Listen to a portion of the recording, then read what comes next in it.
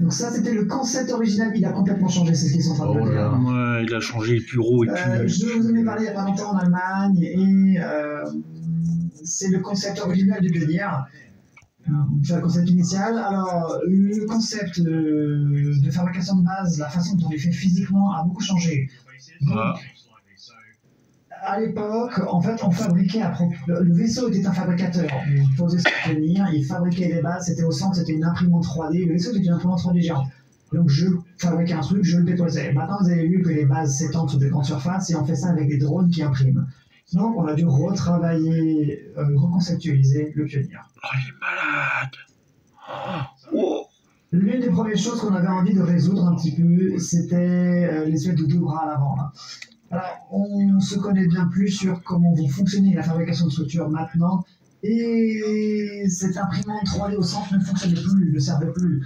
Ça faisait en sorte que l'espace nécessaire pour poser le vaisseau était bien plus gros, puisqu'on avait besoin, hein, donc... On n'est pas des vrais ingénieurs de vaisseaux spatiaux, on ne fait pas des vrais vaisseaux spatiaux, mais ce qu'on essaie de faire quand même globalement, c'est prendre des références de vrais fabricants, des colopeux, de références réelles, et c'est, comment dire, c'est clé pour ce que est Star Citizen en tant que tel. À travers tous nos départements, on essaie de faire quelque chose qui est vraisemblable. Et si on réfléchit à l'ancien concept, un petit peu... Il y a un véhicule là, on ne sait pas ce que c'est là. Très stylé. Mais d'un point de vue logique, d'un point de vue de fabrication industrielle, ça ajoute de la complication et ça ajoute du coût de fabrication de devoir déplacer le vaisseau à chaque menu, à chaque machin. Enfin,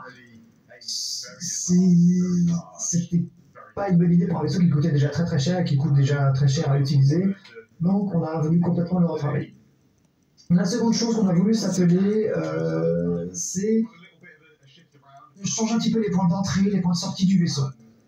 Le cargo, sa position elle a été déplacée, donc on a dû la mettre à jour aussi, le cargo a changé tout court. On voulait s'assurer que la taille sur les landing pads fasse du sens, et on voulait faire en sorte que l'on puisse faire rentrer et sortir des choses plus facilement, sur tout ce qu'on peut crafter à l'intérieur du vaisseau. En plus, on avait d'autres nouveaux objectifs. On doit supporter toutes les nouvelles mécaniques de fabrication, on doit supporter toutes les nouvelles métriques de taille, toutes les métriques de personnages à l'intérieur, mais toutes les métriques. Parce qu'on a créé beaucoup de choses à l'intérieur de ce vaisseau, on va créer beaucoup de choses à l'intérieur de ce vaisseau. Également, on voulait qu'il y ait encore plus cette idée de base mobile autosuffisante. L'idée, c'est que, comment dire, c'est un peu la pierre angulaire de votre périple de fabrication, de vos aventures de fabrication.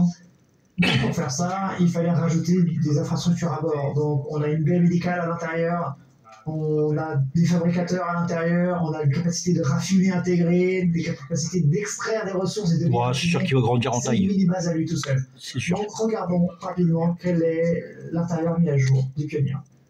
Il peut À pas rester l'intérieur du comme vaisseau, ça. donc on a le pont de pilotage principal.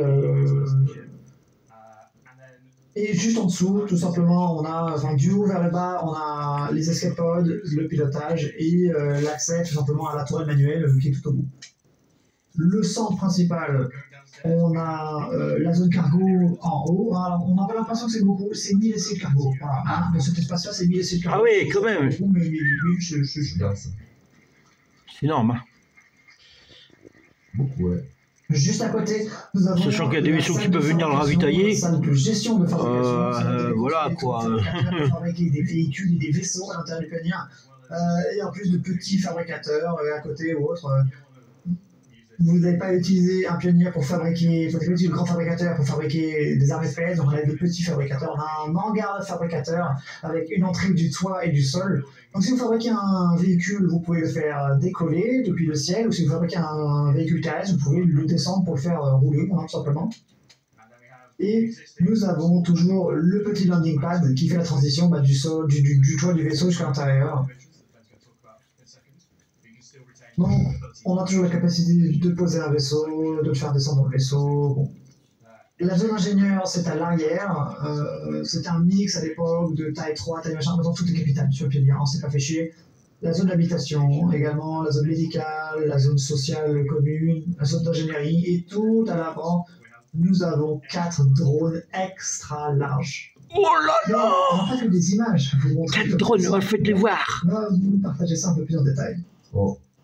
Donc on va regarder un peu plus ce concept, où on en est en termes d'intérieur. Nous commençons tout simplement au poste de pilotage qui est très Ouais, puissant, ils ont fait une très grosse avancée, c'est obligé. poste de pilotage Donc on voit tout ça, c'est il y a un vaisseau qui est déjà prêt pour le jeu.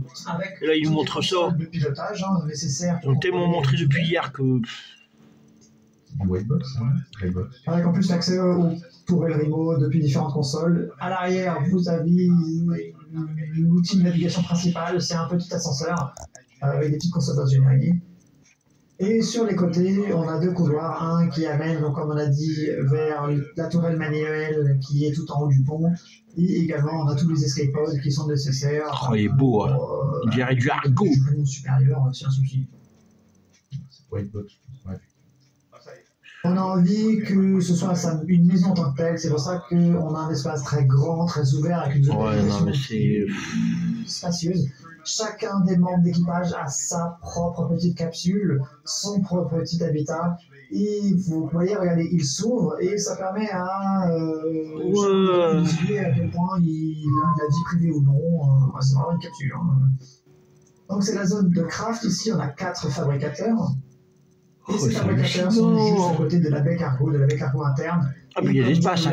Non, on pourrait encore stocker de la marchandise. Le cargo, donc elle a une très très Bon, ça ne tiendrait pas. elle a son c'est vrai, dédié à l'arrière. Et pour simplifier justement le gameplay cargo, le faire rentrer, le faire sortir, il y a tout ce qu'il faut, ne vous inquiétez pas. Alors déjà, à l'époque, ça me plaisait pas, ce machin-là, mais là, ça change d'avis. Hein. Dernièrement, on avait des drones justement. Donc Bon, c'est pas longtemps que je prendrai parce que ça m'intéresse pas. Des drones extra larges.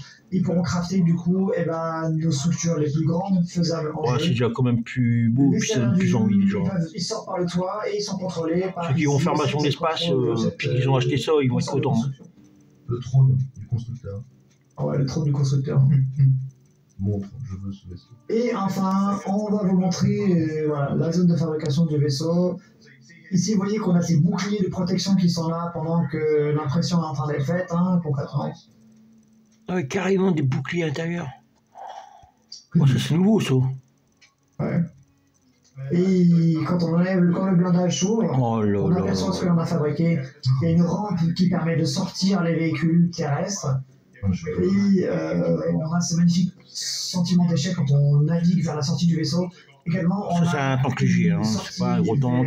le toit. Le gros tank du jeu, c'est le Neva tank. Le landing pad juste à côté. Enfin, Nova tank. Qui va permettre à n'importe quel vaisseau de se poser, de les faire descendre, de les faire rentrer à l'abri à l'intérieur du vaisseau. Oh là là là là.